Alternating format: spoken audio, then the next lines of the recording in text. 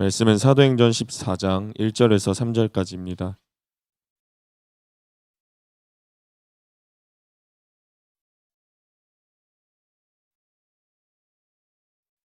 사도행전 14장 1절에서 3절까지입니다. 교독하시고 맨 마지막 말씀은 다 같이 읽으시겠습니다. 이에 이고니온에서 두 사도가 함께 유대인의 회당에 들어가 말하니 유대와 헬라의 허다한 무리가 믿더라.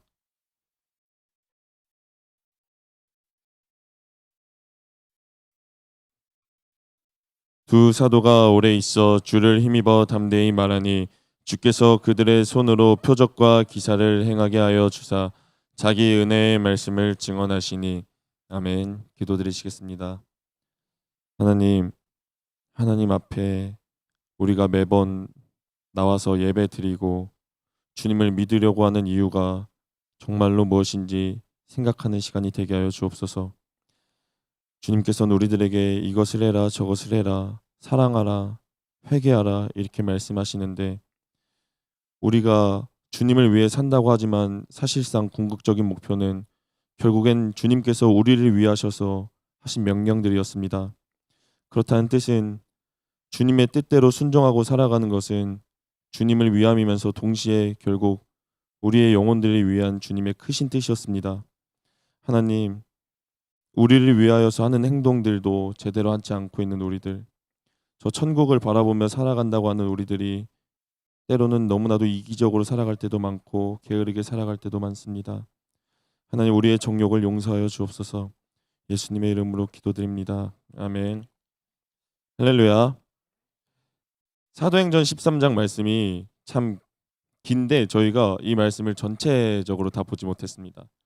사도행전 13장은 바나바와 사울이 드디어 1차 전도 여행을 가는 곳입니다. 그러면서 동시에 사도행전 13장에서 이 사울이라 불리는 청년이 드디어 바울로 표기가 되기 시작합니다. 13장 1절 말씀 다 같이 한번 찾아보시겠습니다. 사도행전 13장 1절 말씀에 보면 곧 바나바와 니게르라는 시므온과 구레네 사람 루기오와 분봉왕 헤로데 젖동생 마나인과 및 사울이라 이렇게 표기가 됩니다. 사울이 가장 마지막에 표기가 되고 바나바가 가장 첫 번째로 표기가 됩니다. 자, 그런데 사도행전 13장 13절 말씀 한번 다 같이 보시겠습니다. 바울과 및 동행하는 사람들이 라고 적혀져 있습니다. 바울이 첫 번째로 표기가 되기 시작합니다. 그리고 46절 말씀도 한번 다 같이 찾아보시겠습니다. 13장 46절입니다. 바울과 바나바가 담대히 말하여 이르되, 여기서도 바울이 먼저 서술된 것을 볼 수가 있죠. 하나님께서는 바울에게 주목하시기 시작하셨다는 것입니다. 바울이 어떤 행동을 보이고 어떻게 하나님 앞에 변화되었는지. 바울이 이전에는 사람들 핍박하던 인물이었죠. 그렇지만 그가 다시 변화되고 아무도 그의 진가를 몰라봐 주었을 때는 그의 진가를 유일하게 알아봐준 바나바에게 하나님은 주목하셨습니다. 그러나 사울이 변화되어서 바울이라 이제 표기가 되며 그 바울의 행적에 관하여서 하나님께서는 이제부터 바울을 주목하시겠다 이런 뜻인 것입니다. 이 사도 바울이 하나님 앞에 이제 쓰임 받고 그리고 온 이방 땅을 다니며 전도를 하기 시작합니다. 그런데 기가 막히게 가는 곳마다 사람들의 반응은 결국엔 다 똑같습니다. 해 아래에 새 것이 없다고 하셨는데 그 2000년 전에 바울의 성령 행진이 일어난 그 유럽 땅 속에서 일어난 풍경이 지금 우리나라에서도 우리 이 교회에서도 똑같이 일어나고 있습니다. 자, 사도행전 13장 44절 말씀입니다. 그 다음 안식일에는 온 시민이 거의 다 하나님의 말씀을 듣고자 하여 모이니 유대인들이 그 무리를 보고 시기가 가득하여 바울이 말한 것을 반박하고 비방하거늘. 사도 바울이 이곳에서 예수님을 전도할 때 결국엔 그곳에서 두 무리로 나뉘었습니다. 한 무리는 예수님을 따르는 무리들, 한 무리는 예수님을 믿지 않고 오히려 그들을 핍박하는 무리들. 오늘 읽은 말씀 14장 말씀입니다. 14장 4절 말씀입니다. 그 시내에 무리가 나뉘어 유대인을 따르는 자도 있고 두 사도를 따르는 자도 있는지라. 똑같은 말씀을 들어도 두 가지 반응으로 나뉩니다. 그리고 심지어 성령 체험을 한 사람들도 내가 결국에는 내 삶의 주인이 돼버리고 맙니다. 성적 자기결정권이라는 말이 있었죠. 이 신앙 안에서도 결국엔 우리는 자기결정권대로 행동합니다.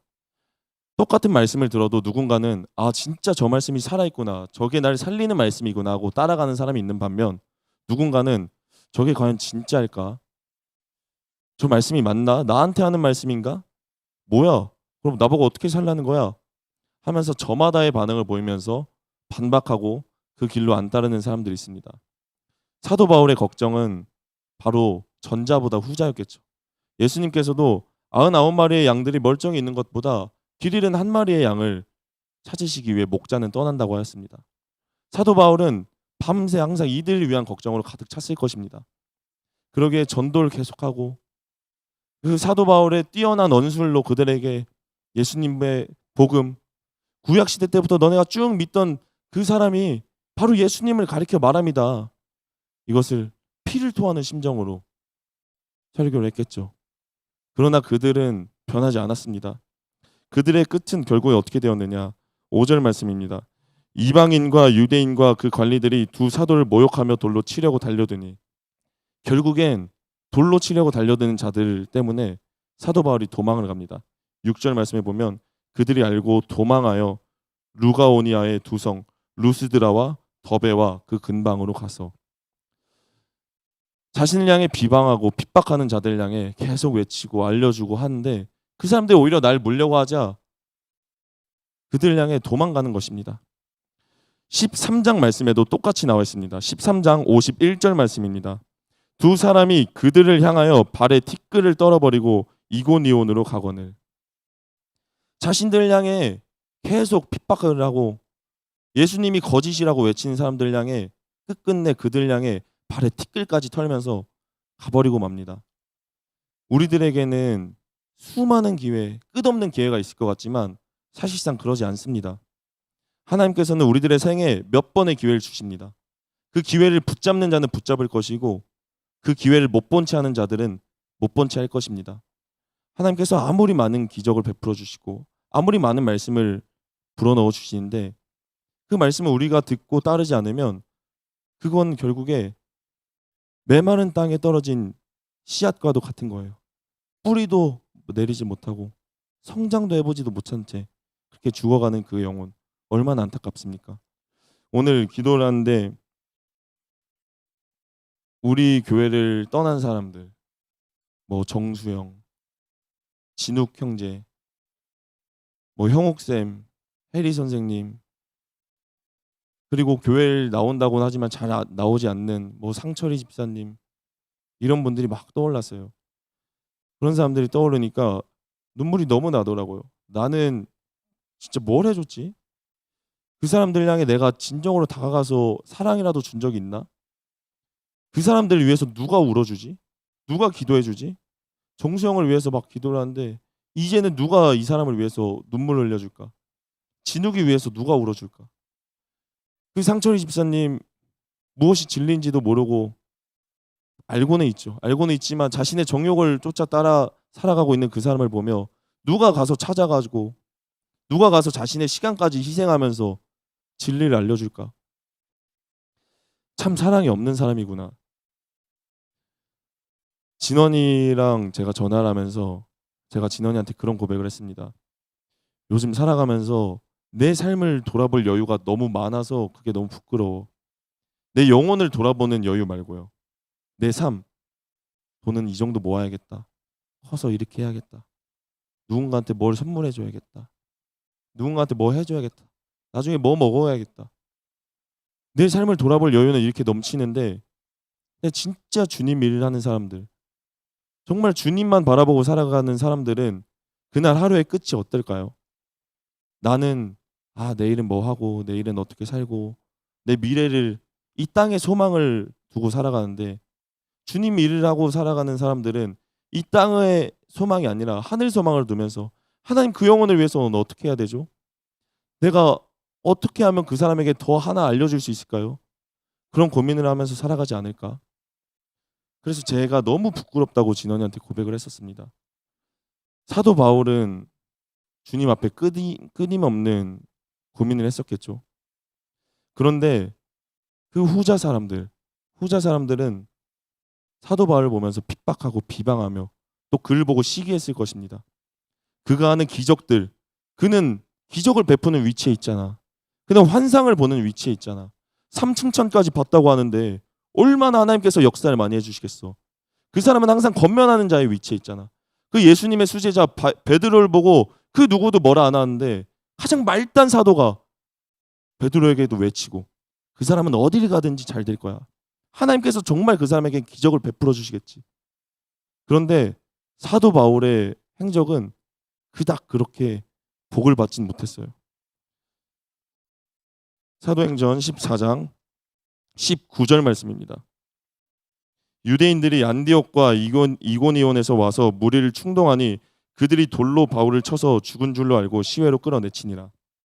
사도 바울이 그렇게 복음을 전하고 수많은 표적과 기적을 행했다고 하는데 그의 이 땅에서의 끝이 돌로 맞은 것입니다. 돌로 맞아서 누가 봐도 죽을 것 같이 피를 흘리고 숨도 못 쉬니까 그 사람들이 끌고 가서 시외에다가 던져버린 것입니다. 얼마나 비참합니까?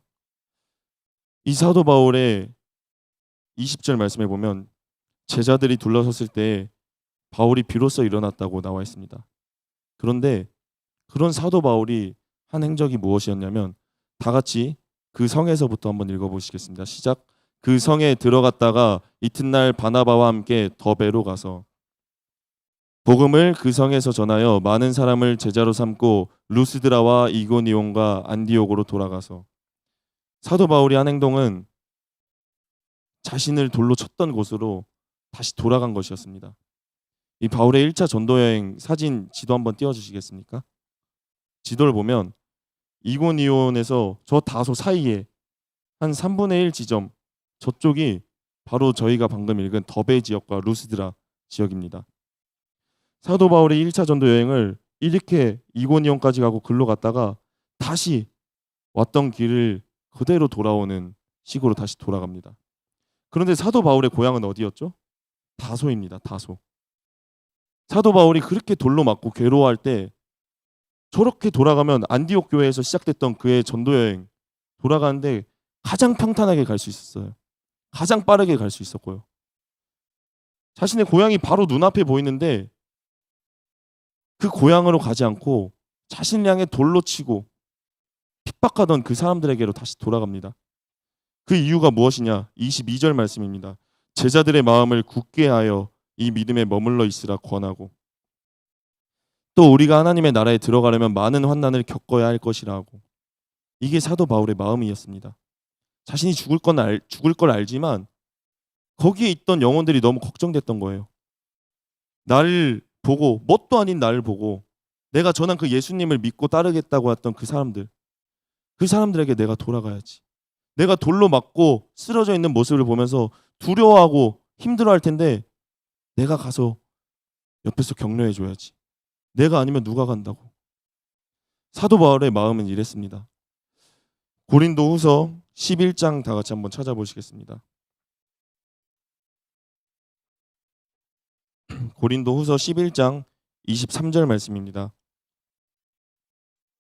그들이 그리스도의 일꾼이냐 정신없는 말을 하거니와 나는 더욱 그러하도다.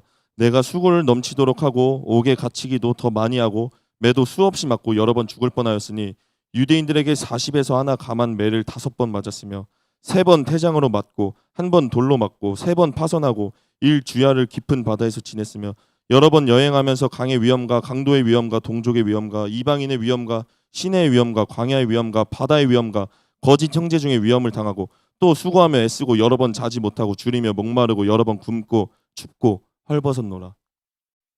이게 사도 바울의 길이었습니다. 그가 기적을 행한 것, 걷지 못한 자를 확 걷게 한 것, 이런 것을 보면서 나도 신앙생활하면은 그런 기적을 행할 수 있겠지. 나도 환상문이 열릴 수 있겠지. 사도 바울처럼 3층천까지 갈 수 있지 않을까? 방언도 화려하게 할 수 있지 않을까? 이 시대에 살아가는 수많은 사람들이 사도 바울을 보면서 그런 생각을 했을 것입니다. 왜냐하면 저마다의 지역 속에 사도 바울은 1년 있다 가고 몇 달 있다 가고 3년 있다 가고 그러니까 잠깐 와서 설교하고 하시는 분을 보니까 너무 대단한 거예요. 아, 예수님을 믿으면 저렇게 할 수 있구나. 저런 위치에 있을 수 있구나 하고 시기의 눈으로 바라봤는데 사도 바울의 입장에서는 그게 절대 아니었거든요. 예수님을 따르면 물론 이러한 기적을 행하는 일들, 성령을 행하는 일들 당연히 따라오죠. 하지만 그게 주된 목표가 아닌데, 그게 삶의 전부가 아닌데, 진짜 예수님을 믿고 따르면 항상 헐벗고 굶주리고 자지도 못하고 맞고 죽을 뻔하고 이게 전부인데 사람들의 시선은 일로 가지 않고 좋은 것으로 간단 말입니다. 우리나라가 1950년 6.25 전쟁을 맞이하고 세상에서 가장 못 사는 나라에 위치해 있었습니다. 그런 이 나라에 복음이 들어와 수많은 사람들이 성실하게 살아가기 시작하고 하나님을 향해 진정으로 외치자 하나님은 복에 복을 부어주셨죠. 그렇게 이렇게 잘 살아가는 대한민국이 되자 지금 그리스도인들의 마음속엔 어떠한 잘못된 신앙이 바로잡았느냐? 바로 기복신앙입니다. 지금 예수님을 잘 믿고 있는 우리 교회도 나도 살아가다 보면 막상 주님 앞에 행동하는 내 모습이 기복신앙일 때가 많아요. 내가 주님 앞에 이렇게 열심히 살아가고 했으니 큰 꿈을 이루겠지. 잘 살겠지. 예수님 잘 믿으면 그래야 되는 거 아닌가? 근데 그게 정답이 아니잖아요. 사도 바울은 힘든 길을 갔단 말입니다. 다윗의 길도 보면 평탄치 않은 거 저희가 말씀을 통해 이미 너무 잘 알고 있습니다. 모세, 하나님과 직접 대면하여 대화도 하고 그러하던 모세도 그 40년 광야 생활 동안 이스라엘 백성들에게 매일 시달리면서 살았을 것입니다. 그런데 이러한 사람들의 마음은 저희처럼 잘 살고 잘 놀고 이런 곳에 행했느냐? 절대 아닙니다. 고린도후서 11장 저희가 읽었던 말씀 27절의 바로 다음 말씀입니다. 이 외의 일은 고사하고 아직도 날마다 내 속에 눌리는 일이 있으니 곧 모든 교회를 위하여 염려하는 것이라. 세상 염려 말고 나 커서 뭐 사야겠다, 뭐 이뤄야겠다, 빚은 이 정도 갚아야겠다 이런 염려가 아니라 영혼을 향한 염려, 하나님의 일을 향한 염려, 이게 그들의 마음의 중심에 있었기 때문에 이 길을 놓지 못했을 것입니다. 저도 너무 사랑이 없어서 사랑이 없는 걸로 많이 혼나고 있습니다. 영시예배에 나오는 우리 성도님들은 그래도 하나님 앞에 바로 살려고 노력하고 다른 사람들보다 조금 더 몸부림을 많이 치는 분들이 아니십니까? 우리 주변에 진짜 좀 많이 부족한 사람들, 주님을 제대로 못 보고 있는 사람들 향해 저희가 더욱더 사랑으로 나아가야 될 줄 믿습니다. 이 힘들던 길, 이 고통스러운 이 길이 정말 내가 혼자 걸어갈 땐 너무나도 힘들어 보이지만 옆에 서로 사랑하는 사람들이 한 명, 두 명씩 생겨날 땐 그 길이 절대로 안 힘들고 오히려 평탄하게 느껴질 줄 믿습니다. 기도드리시겠습니다.